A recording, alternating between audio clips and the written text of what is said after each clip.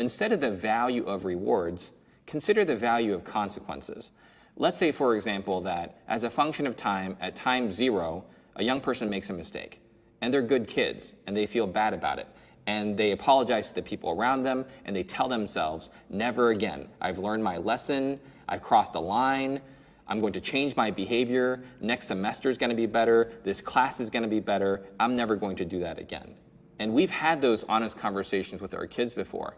But what happens as a function of time is not the erosion of memory.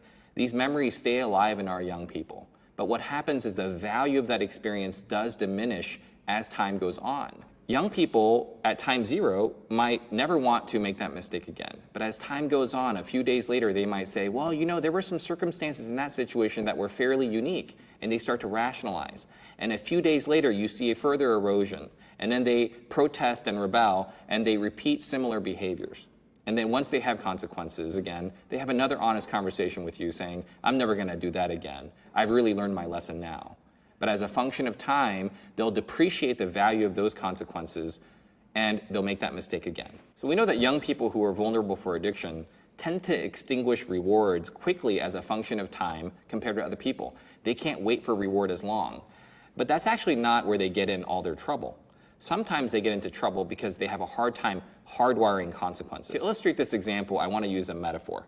Let's say that you're driving on a rainy road and it's very slippery and you almost get into an accident.